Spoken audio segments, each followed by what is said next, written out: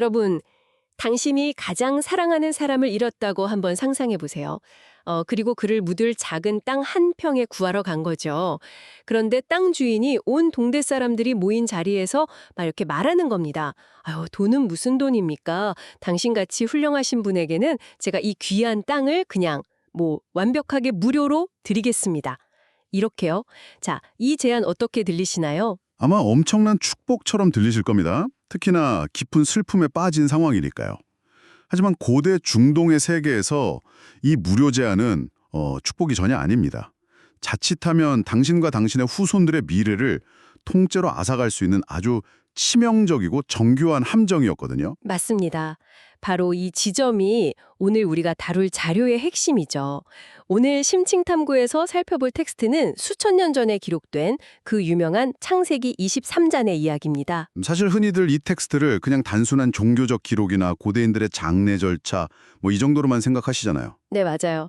그런데 그 이면을 들여다보면 사실 이 안에는 역사상 가장 숨막히는 부동산 거래가 숨어 있습니다. 그리고 아주 고도의 외교 심리전이 담겨 있죠. 그래서 이 상황을 제대로 이해하지 못하면 텍스트의 진짜 묘미를 완전히 놓치게 됩니다. 그래서 오늘 우리의 심층 탐구 미션은 이 오래된 기록의 행간을 아주 낱낱이 파헤쳐보는 겁니다. 어떻게 권리 하나 없는 떠돌이 이방인이 아내를 잃은 극심한 슬픔 속에서도 현지인들을 상대로 영구적인 매장지를 완벽하고 합법적으로 확보해내는가, 바로 이 과정을 추적해볼 겁니다. 아주 흥미로운 미션이죠. 먼저 배경을 좀 짚고 넘어가면 장소는 가나안 땅의 헤브론입니다. 당시 이름으로는 기럇 아르바라고 불리던 곳이죠. 여기서 아브라함의 아내 사라가 127세를 일기로 세상을 떠나게 됩니다. 텍스트를 보면 아브라함이 시신 앞에서 몹시 슬퍼하고 애통해하는 장면이 묘사되어 있거든요. 그런데 그 직후에 이야기가 아주 차갑고 공적인 무대로 급격히 전환됩니다. 아브라함이 슬픔을 추스르고 그 땅의 원주민인 헷 족속을 찾아가잖아요. 네, 바로 그 장면부터가 본격적인 협상의 시작입니다.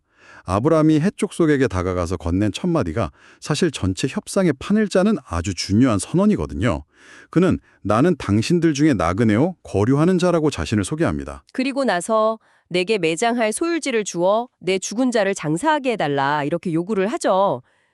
그런데 저는 솔직히 이 첫 마디가 약간 이해가 안 갔어요.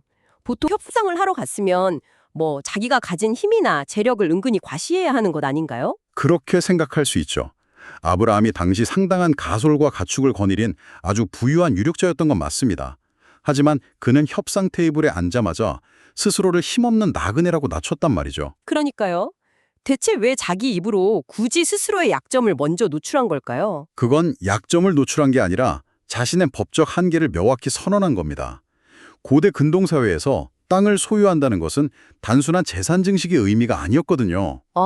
현대의 부동산 투자 같은 개념이 아니었군요. 전혀 다릅니다.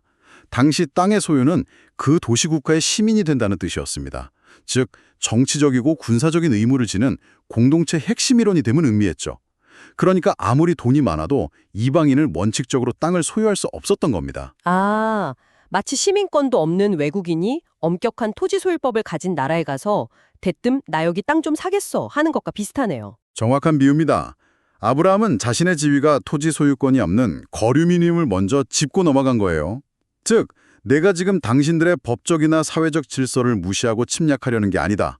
나는 정당한 절차를 통해 예외적인 소유권을 얻고 싶다. 이런 고도의 정치적 메시지를 던진 거죠.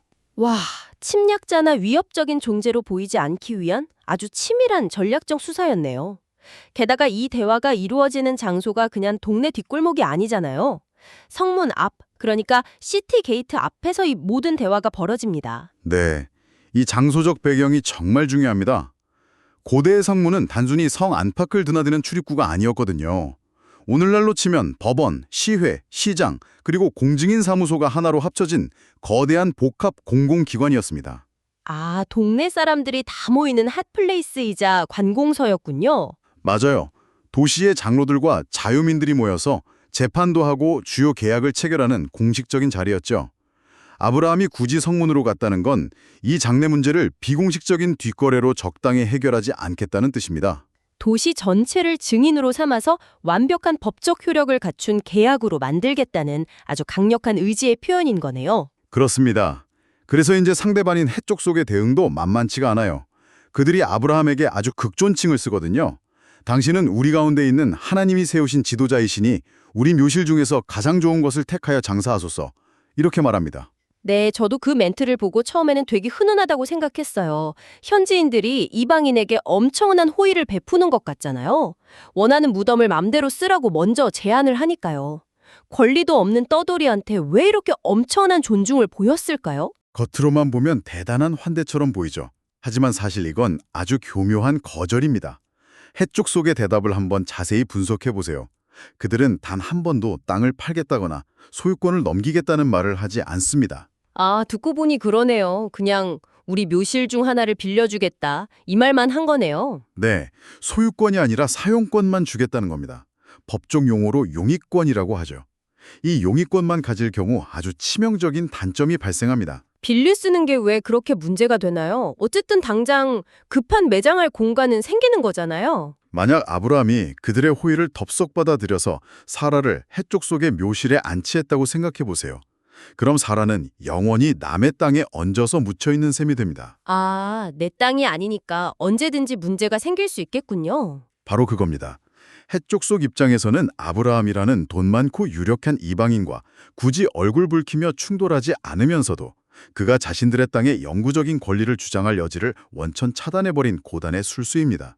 언제든 그들이 마음을 바꾸면 묘실에서 쫓겨날 수 있는 아주 불안정한 상태로 아브라함을 묶어두려 했던 거군요. 와, 해적 속도 정말 보통 내기들이 아니네요. 고도의 정치적 수사였습니다. 네. 하지만 아브라함은 여기서 전혀 밀리지 않습니다. 자리에서 일어나서 그들에게 정중히 절을 한 다음 아주 정확한 타겟을 지목하거든요. 소할의 아들 에브론이 가진 반머리의 막벨라 굴을 내게 주게 하라. 충분한 대가를 치르겠다. 이렇게 구체적으로 콕 집어서 말을 하죠. 두루뭉술하게 넘어가지 않고 특정인의 특정 부동산을 지목해서 거래를 요구한 거예요. 맞습니다. 그러자 마침내 그 밭의 주인인 에브론이 군중들 앞으로 나섭니다. 여기서부터가 이 텍스트의 진정한 하이라이트라고 할 수 있는 공개 협상의 시작이죠. 자, 이 부분을 한번 짚어보죠. 에브론이 대답하는 장면이 정말 재밌습니다. 내가 그 밭을 당신에게 드리고 그 속에 굴도 드리되 내 동족 앞에서 드리오니 장사하소서. 아니 군중들 앞에서 대가 없이 그냥 땅을 주겠다고 공개적으로 선언을 해버려요. 네, 아주 파격적인 제안처럼 들리죠. 저는 약간 혼란스러웠어요. 아브람은 돈도 많은 사람이니까 그냥 아이고 고맙소 하고 받으면 되는 거 아닌가 싶었거든요. 이건 마치 한국 식당에서 친구들끼리 이모 여기 밥값은 제가 낼게요. 아니 무슨 소리야 내가 낼게 하면서 억지로 호의를 베풀려고 큰 소리로 실랑이를 벌이는 상황 같지 않나요? 아주 재밌는 비유네요. 하지만 식당에서 밥값을 내는 것과는 차원이 다른 훨씬 위험한 문제입니다. 에브론은 정말로 그 귀한 땅을 순수하게 아무 대가 없이 공짜로 주려던 게 절대 아니었거든요. 아, 순수한 호의가 아니었다고요? 네, 이 무효 제한은 고대 중동 사회의 관습을 모르면 절대 이해할 수 없는 치명적인 덫이었습니다. 만약 아브라함이 정말 눈치 없이 이 제안을 덥석 물었다면 어떻게 됐을지 한번 상상해 보세요. 일단 에브론은 공짜로 땅을 줬으니까 동네 사람들에게 엄청 칭송을 받았겠네요. 대인배라고요. 그렇죠. 에브론은 동족들 앞에서 어마어마하게 관대한 인물로 포장되며 사회적 명예를 독식하게 됩니다. 그리고 두 번째 더 끔찍한 문제는 아브라함이 에브론에게 영원히 갚을 수 없는 사회적 부채를 지게 된다는 점입니다. 아, 사회적 부채요. 일종의 갑질 관계가 형성된다는 말씀이군요. 정확합니다. 고대 사회에서 대가 없는 선물이라는 건 곧 권력의 종속을 의미했어요. 땅을 무상으로 받은 아브라함은 평생 해쪽 속의 은혜에 기대어 눈치를 보며 사는 신세로 전락하게 되는 겁니다. 와, 생각만 해도 끔찍하네요. 빚지고는 못 사는 법인데 말이죠. 게다가 법적으로 볼 때 무상으로 징여받은 땅은 영구적인 소유권이 보장되지 않는다는 치명적인 약점이 있었습니다. 아, 돈을 안 냈으니까 소유권 증명이 안 되는 거군요. 네, 훗날 에브론의 마음이 바뀌거나 아니면 에브론의 후손들이 나타나서 이건 우리 할아버지가 호의로 잠시 쓰게 해준 것이니 이제 땅을 돌려달라 이렇게 요구하면 끝인 겁니다. 세상에. 그러면 아브라함의 후손들은 아무런 대항도 못하고 조상의 무덤을 파내서 쫓겨나야 했을 수도 있겠네요. 맞아요. 겉으로는 천사 같은 미소를 짓고 관대한 척하지만 속으로는 영원히 아브라함 가문의 목줄을 채우려 했던 고도의 술수였던 거죠. 그래서 아브라함이 그토록 단호하게 대처했던 거군요.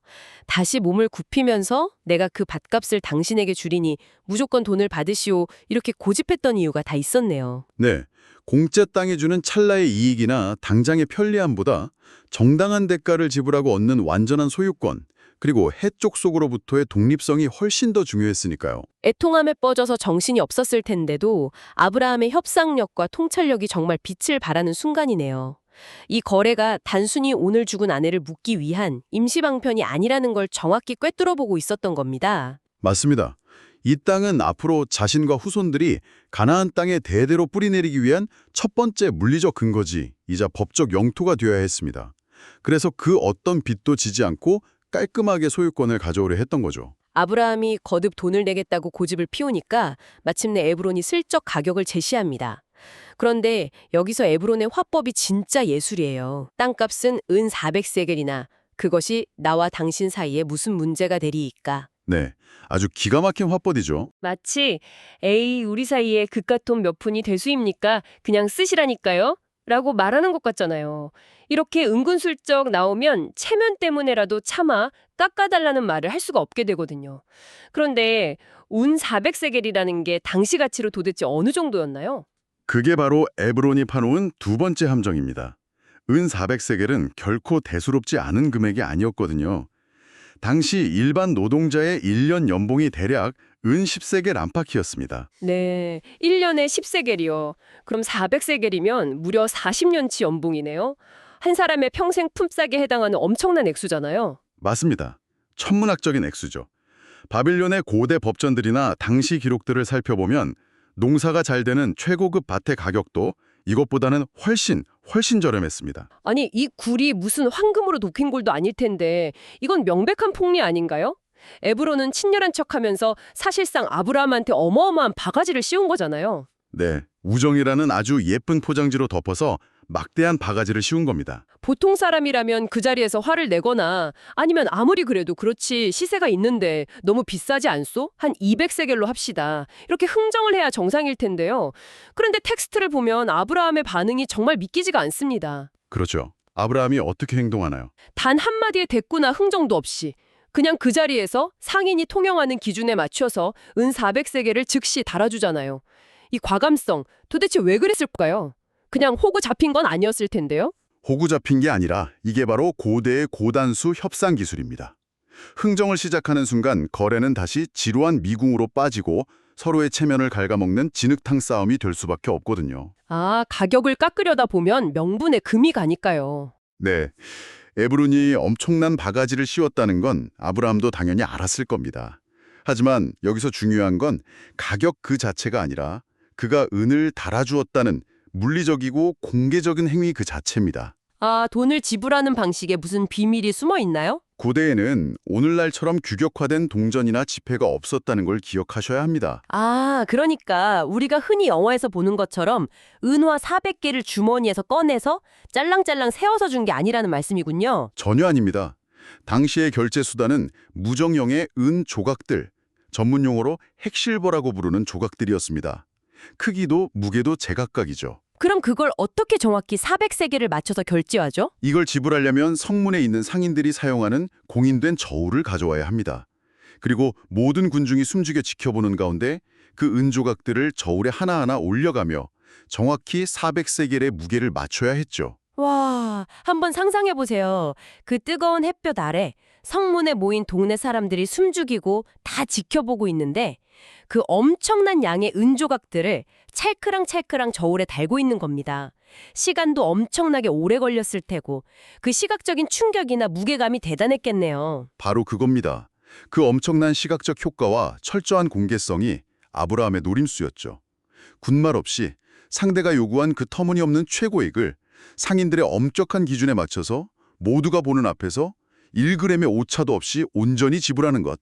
아, 그 장면 자체가 하나의 완벽한 퍼포먼스이자 선언이네요. 네, 이 행위는 에브론과 해적 속 전체의 입을 영원히 틀어막아 버립니다. 훗날 그 누구도 그때 우리가 땅을 너무 싸게 넘겼다거나 아니면 아브라함이 가격을 후려쳤다고 불평할 수 없도록 어떠한 뒷말도 나올 수 없는 완벽한 거래의 쐐기를 박은 것이죠. 대단합니다. 40년치 연봉이라는 막대한 비용을 내면서도 오히려 협상의 판을 완벽하게 장악한 거군요. 자, 이렇게 돈을 지불하고 난 뒤에 텍스트를 보면 갑자기 문체가 싹 바뀝니다.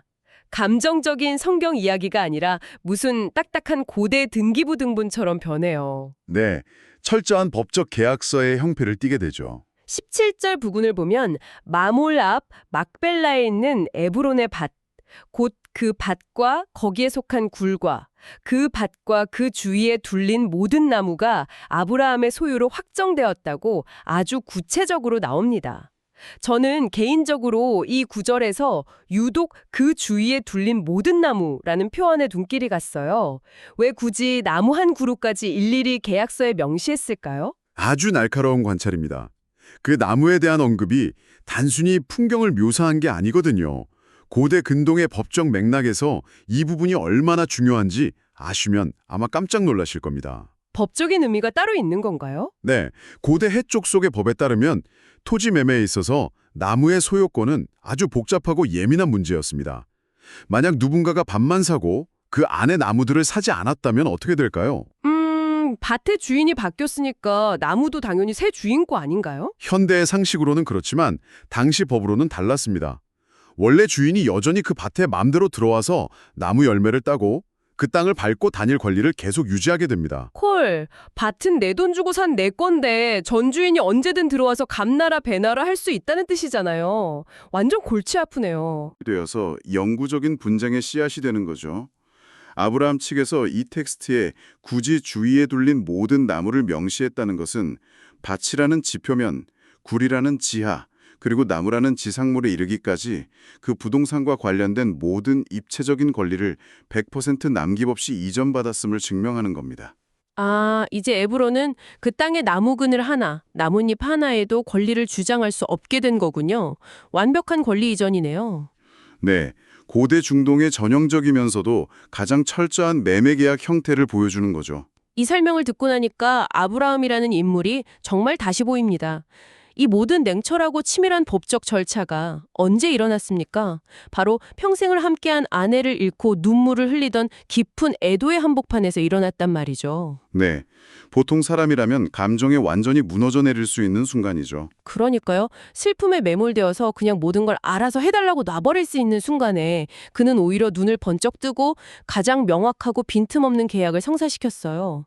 방금 말씀하신 것처럼 지하의 굴부터 땅 위에 나무 한 그루 소유권까지 명확히 하면서요. 바로 이 대비가 오늘 다룬 이 기록을 역사상 유례없는 놀라운 텍스트로 만듭니다. 아브라함은 슬픔을 부정하거나 피하지 않았어요.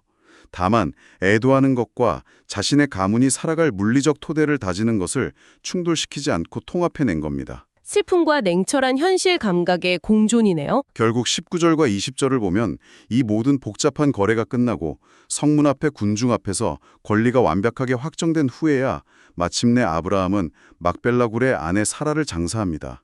철저하고 흠결없는 현실적 보장을 마련하는 것이 곧 아내를 가장 편안하게 그리고 영원히 안치하는 유일한 길이었음을 그는 알고 있었던 겁니다. 차가운 절차가 이렇게 완벽하게 맞물려 돌아가는 과정을 보니까 정말 경이롭기까지 합니다. 자, 우리는 오늘 127세를 살았던 한 여성의 죽음과 애도에서 시작된 이야기가 고대 중동 성문 앞에서의 피말리는 심리전과 치밀한 법적 문서로 완성되는 과정을 낱낱이 펼쳐봤습니다.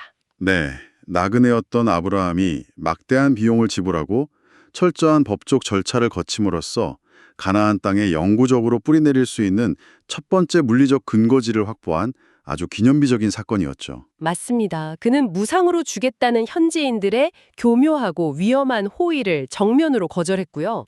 막대한 바가지 요금 앞에서도 흔들림 없이 그 가치를 지불함으로써 상대의 입을 막았습니다. 동네의 모든 군중을 증인으로 세웠고 나무 한 그루의 권리까지 남김없이 문서화했죠. 그 냉철함이 수천 년이 지난 지금까지도 우리에게 많은 시사점을 던져주는 것 같습니다. 청취자 여러분, 오늘 여러분이 이 고대의 치열한 거래에서 무엇을 느끼셨든 이 질문 하나만큼은 꼭 남겨드리고 싶습니다. 오늘날 우리는 부동산을 거래하거나 무언가를 증명할 때 블록체인이나 정부의 등기부 등본 같은 디지털 시스템에 너무나 쉽게 또 전적으로 의존합니다. 클릭 몇 번, 비밀번호, 클라우드에 저장된 전자문서 같은 것들 말이죠. 네, 눈에 보이지 않는 데이터에 우리의 모든 권리를 맡기고 있죠. 하지만 이 오래된 기록을 보면요. 아브라함은 보이지 않는 데이터 대신 아주 철저히 물리적이고 눈에 보이는 증거들을 동원했습니다. 살아 숨쉬며 웅성거리던 성문 앞 군중들의 시선, 수레에 실려 무겁게 찰그랑거리던 은 조각들의 무게, 그리고 밭 주변에 굳건히 서서 바람에 흔들리던 모든 나무들까지. 아내를 잃은 가장 깊은 상실의 숙련에 그는 훗날 그 어떤 세력도 번복할 수 없도록 이 모든 구체적인 것들을 영원한 증명서로 세웠습니다. 물리적 실체가 갖는 변치 않는 힘을 활용한 셈이네요. 그렇습니다. 여러분이 세상의 후손들을 위해 결코 변하지 않을 영구적인 발자취나 유산을 남겨야만 한다면 이 질문을 스스로에게 던져보시기 바랍니다. 모든 것이 데이터로만 존재하고 한순간에 휘발되어 버릴 수 있는 이 현대사회에서 과연 여러분은 어떤 성문의 군중, 그리고 어떤 나무들을 변치 않는 증거로 세무시겠습니까? 깊이 생각해 볼 만한 이 도발적인 질문을 남겨드리며 오늘의 심층 탐구를 마칩니다. 함께해 주셔서 감사합니다.